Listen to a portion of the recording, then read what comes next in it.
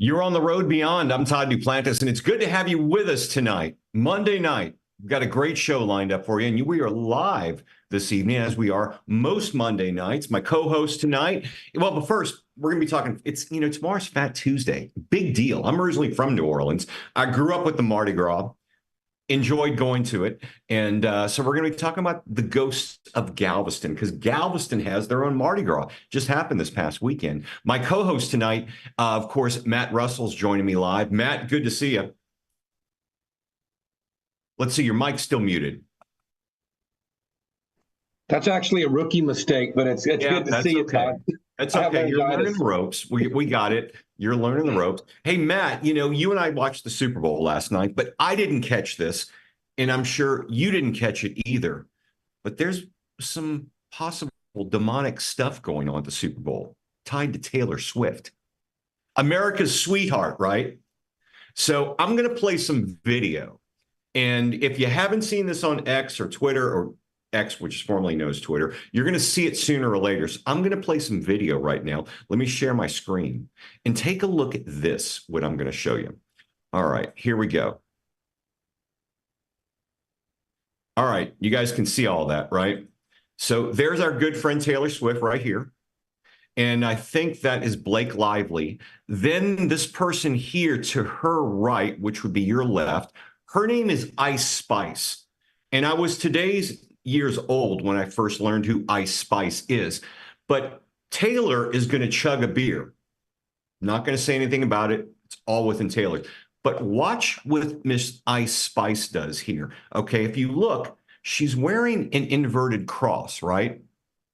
And she's also wearing an outfit which is from a Spanish designer known as Ballendaga. Well, if you look up the history of Ballendaga, they are tied to the Nazis, okay? Not saying anything, but you watch. Take a look at this clip. Here we go. There's Taylor chugging a beer with Blake Lively. And watch Miss Ice Spice. She flashes some, which appears to be demonic signs, horns up. And then she references to her which they call St. Peter's cross, because it's an upside down introverted cross. Weird stuff, right? There you go, folks. All right, I'm going to stop sharing my screen now so our producer will know. But what the hell's going on at our Super Bowl? What's happening there these days? How is this happening? Matt, your take on this? Did we lose Matt? We may have lost Matt. Scotty, have you seen this before? I've never seen that before. What's going on here? What is this? So she saw the camera was on them. She flashes demonic signs and then starts adjusting her upside down cross, which if you grew up in the church, you know that St. Peter was crucified upside down. There's no doubt about it. People are going, well, that's from a designer. Okay, it's an upside down cross. Matt, did you see that? Yeah, and well, looking at it from what you showed us there, but this is it's all done by design. They know exactly what they wear before they know exactly what they're doing at this point, So we got to figure now. I'm not tying this to Taylor Swift, but she was in the booth with her, two persons away. And when this was happening, Taylor was chugging a beer. Good for her. More power to her. But what the hell's going on with the biggest television show in the world at that time, watched by more people? I think the numbers are out today. More people watch that Super Bowl than any other Super Bowl. But here we have demonic gestures, symbols, whatever the hell you want to call them, just out there. It's like they're not even trying to hide it anymore. It appears sometimes they've sold their souls anyways, and they're showing off now. So, better them than me. Why not? Yeah. I don't know, man. There's some weird stuff going on in this world. But even in their entourage, Todd, they if you even around her, you take a photo with her, it's all carefully planned. They won't allow you to have anything that they don't approve of, period. Yeah. So yeah. She was right next to her, man. So yeah, and once again, in no shape or form, I don't want this show to go viral because it says you're tying Taylor Swift. I'm not. I'm just showing you what appeared in television. And you and I didn't see this last night when we watched the game, but millions did.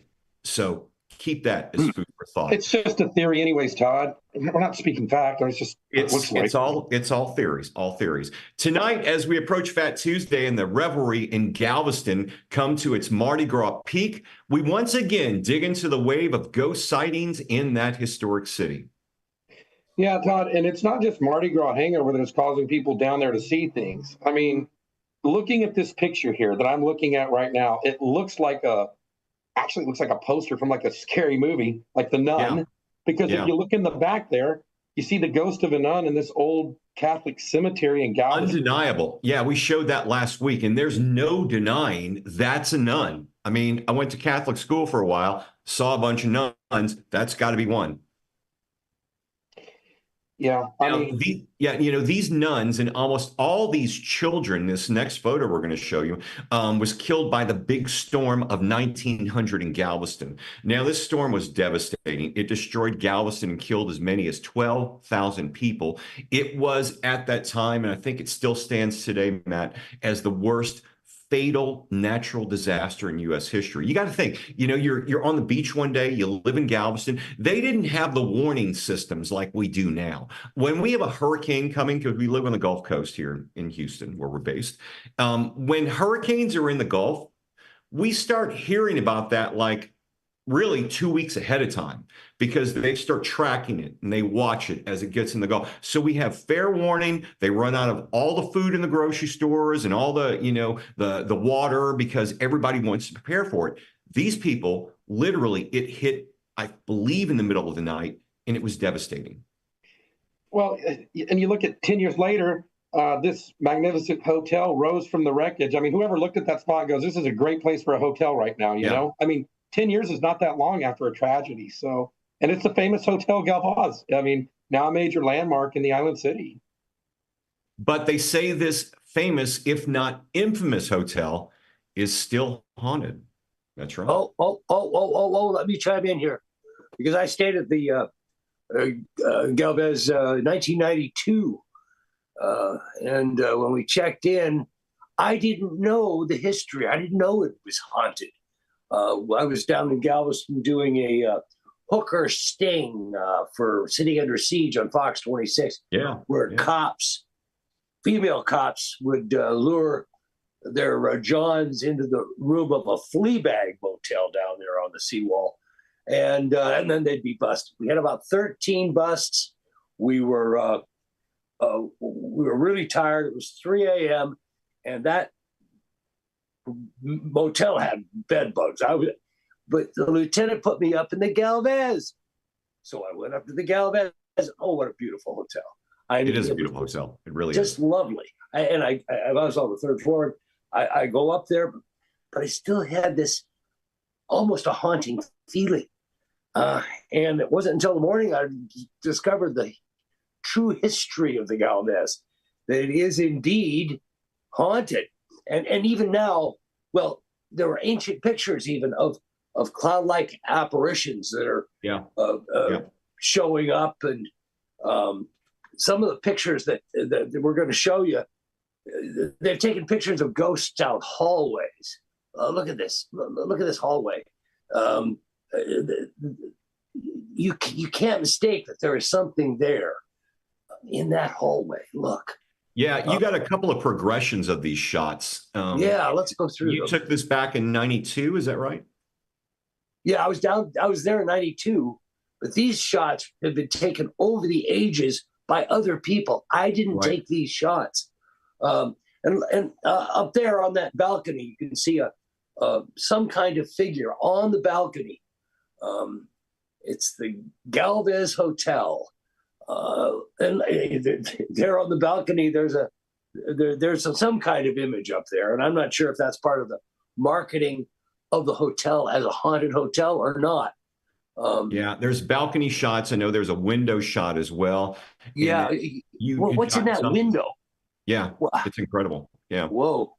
And of course, then there's the haunted ghost bride on the stairway.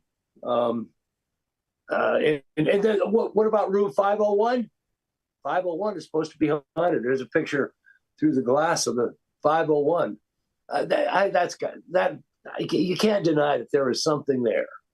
So that's the Galvez. That's one of the locations. We talked about a few of them last week. And beyond the Hotel Galvez, there are also many other haunted houses and mansions in Galveston. For those stories, we're now joined once again by historic Galveston ghost guides, Noelle Albright. Is it Argubright? Is that correct? Argubright. Yes. Argubright. Thought I got it correct. What a great name. Yeah, from the historic Galveston Ghost Tours. Noelle, let's start with Betty Brown and the Ashton Villa. Yes. So Ashton Villa is located on Broadway Street and was a definite contender for being one of the very first brick homes ever constructed in Texas. It was built by her father, James Monroe Brown, who gained his fortune by having the largest hardware store west of the Mississippi. But shortly after the house's construction, the Civil War breaks out. Now, and this house was used as both headquarters and a hospital.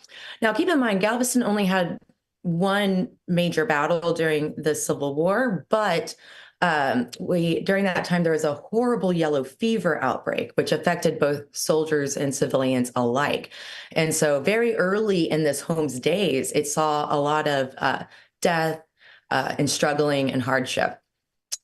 So after the Civil War, the Brown family relocates back to Ashton Villa, and James Monroe Brown eventually dies of natural causes inside the house. And when he does, he gives his entire fortune, his entire estate, to his oldest daughter, Betty Brown, which was a pretty odd move for that time period. And that happened to make Betty not just the richest woman in Galveston, but the richest woman in Texas and one of the richest women in the United States at that time.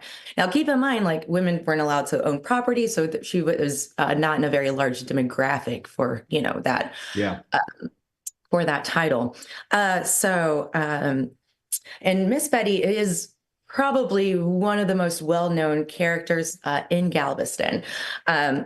So when and she ended up remaining a lifelong bachelorette, wink, wink there. And she had a lot of money going on, so hey, why not? Right, exactly. Yeah. So when we think about turn of the century, Victorian era women, what are some words that come to our mind, right? Maybe a little uptight, prudish, frail, and dainty. Well, Miss Betty was anything but that. Okay, she was a complete free spirit that did whatever she wanted, whenever she wanted, with whomever she wanted. So Miss Betty liked to get her groove on, is what you're saying, right? Yes, absolutely. Yeah, good for her. But she did a lot of things outside the social norm. I mean, not just for women, but for women of her social status. She would smoke cigars. She would operate her very own automobile with reckless abandon, travel all over the world without a single chaperone, pretty spicy stuff, right? And she was also a rather accomplished artist and was able to study in Munich and Vienna for a while. And when she came back to the island, she started painting rather risque portraits of not only herself, but other island women in the nude. And whenever she had a visitor come over, which was rather often because Miss Betty, through some, was quite the party animal for sure. She would march them right on over to her very own nude self-portrait, point at it and be like, "So how do you like me now?" And now, even though Miss Betty, so you're telling us basically Miss Betty was taking nude selfies before we were right? Yes, yeah, nude before they had film, before selfies were selfies, absolutely. But yeah, so even though she was a lifelong bachelorette who really, really liked painting women in the nude, plenty of men of that era just didn't catch the hint. Okay. So, of course they'd line outside the door, trying to woo her and, maybe get their hands on some of that sweet hardware store fortune. Right. And she'd be gracious, of course, entertain them for a little while. But whenever she got bored, she'd just ask these gentlemen to leave. Now, if any of these fellas gave her an ounce of trouble for leaving her estate, all she would do is contact her buddies over her local mafia, who'd send some mobsters over there and take care of that gentleman for her. Wow. So has Betty made her appearance on the island over the years? Absolutely. She is considered to be Galveston's most active spirit and is frequently seen by the naked eye. So for many, many decades, the house was open to the public. So, back in the day, you used to be able to go inside and get a guided tour by a dork like myself who would talk about the house and about Miss Betty. Now, these tour guides, they would always talk about like how they could hear like the clinking of silverware against china, distant party music, and party chatter. Especially around the holidays, because that house, like I said, was notorious for hosting the best holiday parties on the island. And we actually saw we captured a lot of evidence during the holidays, especially around New Year's. We could actually see like a few people kind of peeking out of the windows. It was pretty interesting. So. Some pretty interesting pictures that you sent us. And Matt, I think there's other stories to tell as well. Yeah, Noelle, we were going to ask you about the infamous Normandy Inn. So, what do you have for us there? Okay, so, all right. So keep in mind, folks, like spirits, paranormal, all that stuff can be created essentially 4 different ways, right? We got sudden death, which of course the island has seen a lot of. I mean, we lost like thousands of people in just one night back in 1900. Another way spirits can be made is through unfinished business. And with our mafia scene on the island, you can bet there's some unfinished business lingering around as well. Now, third way spirits can be made is habitual haunting. And Miss Betty at Ashton Villa, excellent example of a habitual haunter. They are just spirits that are very attached to their spaces and overall are rather benign. But the fourth way spirits can be made is through demonic possession, okay? And Normandy Inn is Galveston's one and only example of a demonic possession style of haunting. So not only has this house seen intense paranormal activity since first day was built, but it's also widely considered to be a portal to hell and was a hot spot for satanic cultist worship for many years. And if that's not quite enough for you, the house is also an open crime scene. So buckle up and let's talk about the Normandy Inn. So believe it or not, like that house, even though it looks very old, did not survive the storm of 1900. It was built over a decade later in 1912. And keep in mind, there's like nothing on that plot of land prior to its construction. And that does become important, but to figure out why that's important, you got to join me on my ghost tour. But when the family moved from Houston to Galveston, they opened it up as a boarding house, okay?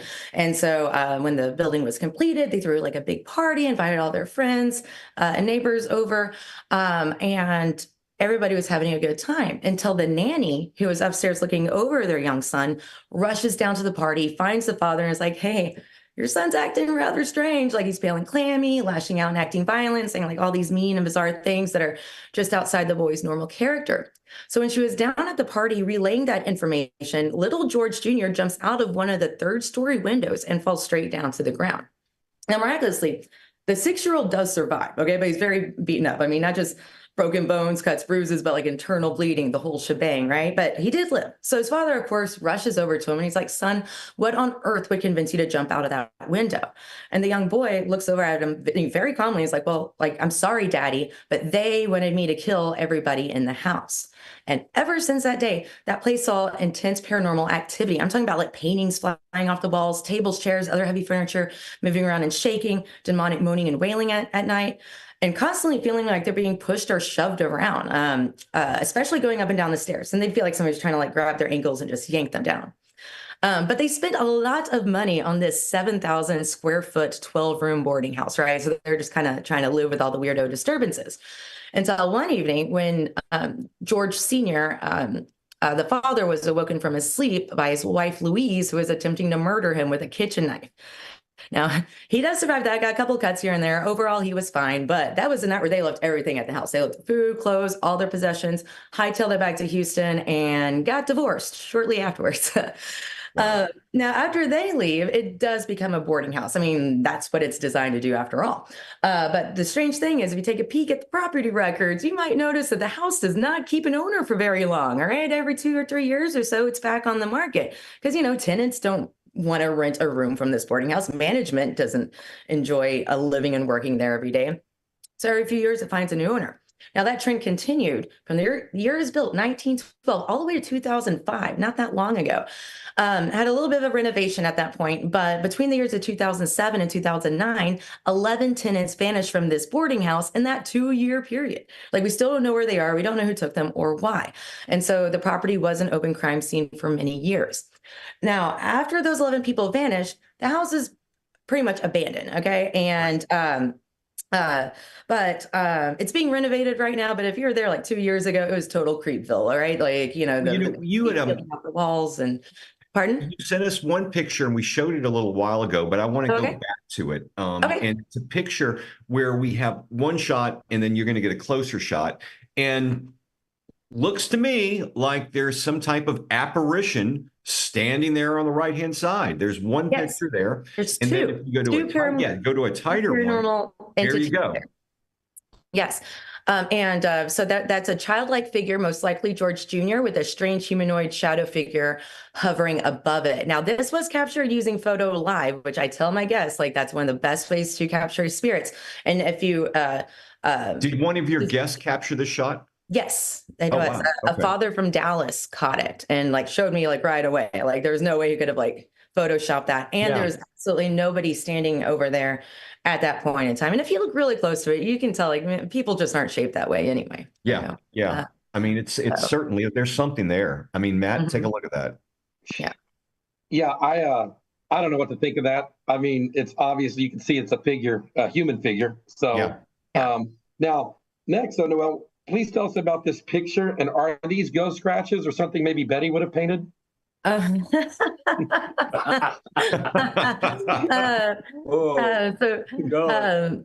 yes, so those are scratches. So I had this girl on my tour, and she was so skeptic. She's like, I don't believe in this stuff. My friends dragged me here, blah, blah, blah, right? And like, and we got to the Robert Durst house because I talk about the notorious serial killer Robert Durst and his stay here in Galveston. So we were around there and she just like, you know, like really freaked out. And that's happened a lot, like at least 3 times on my tour. And 2 out of the 3 times that stick out to me, both were from skeptics. Like, you know, I had this one guy, like big, burly, tough guy. Oh, I don't believe in anything paranormal. And like, you know, we get to this, he got his wish, man. He got his wish. And, you know, ended up being scratched like 3 distinct scratch marks that went from his upper shoulder all the way down to his lower waist. It's interesting because you guys are actually covering the Durst house now. Yes, I do cover the Durst house. I mean, you know, I was back in, I worked in news when all that was going down, and just every time that would happen, it just got to be a crazier and crazier. And just when you think the story couldn't get more stupid, it did. It was bizarre, you know. It is a very bizarre case for sure. For sure. Yeah. So and we definitely make so sure that's to included that on your tour as well. And these scratch things, I think I mentioned before we started the show that, you know, when I had the first version of the show and we went to Galveston, we covered the ghosts and we covered mainly Civil War locations around the Strand. That a couple of members on our tour actually, we were on our tour, we were on investigation, but a couple of members that were empathic got sick, physically ill from being there. You know, do you find that at all when you're doing your tours? I called the ambulance probably about every 3 or 4 months. Wow. For sure. Yes. Like people do get sick. They have really odd reactions and things like that. Yeah, that definitely happens on my tour for sure. You know, we were talking about at this the Galvez. I had a similar reaction, but it was unsettling, and I didn't know why until I learned the next day what the history was behind the Galvez. Mm-hmm. Well, Noel, let me ask you this, because at the top of the show, one of your stories you were telling us about, we've only got about 3 minutes left, but one of the stories you were telling us about involved suspected demonic possession. Yeah, suspected demonic possession. And when you see what we were showing at the top of the show, you know, the evil's real in this world, it seems like. I'm not saying those people are evil, but there's some weird stuff going on right now. Do you think that ties into what we're living in nowadays? That there are people out there who do bring, you know, whether it's demonic possession or some type of nefarious things going on, but there's a lot more happening out there that we really want to realize. Yes. So anyway, I think that the world is full of both light and shadow, and even things that like seem bad, you know, are not like 100% bad, and things that seem good may not be 100% good either. Yeah. And now I'm not really into the whole satanic panic thing or anything like that. But we do believe that the entity that is haunting that house is like a not from here, not from Galveston, not from the United States. It is definitely something you know, much much More stronger, sinister. much different than what I typically talk about. I mean, because so that where that place is, that's called the Boneyard, where a lot Right. of the bones from after we burnt a lot of the dead people from the Great Storm is kind of buried within that area. So even though I am in the Boneyard, I mostly talk about like rich people that didn't want to get out of their mansions. Okay, and so like Yeah, this is yeah. definitely like the probably like the strongest, like heaviest Right. energy in Galveston is present there. We've been talking with Noelle Argubright. She's with the Historic Galveston Ghost Tours. Noelle, we appreciate you joining us tonight, bringing us up to speed. Happy Mardi Gras to you guys. Yeah, thank you. Happy Mardi Gras, and thanks for having me back. This was a lot of fun. Thank you. We'll have a link to your the Ghost Tours in our social media post. Matt, we got 1 minute and 10 seconds left. We got a big show next week.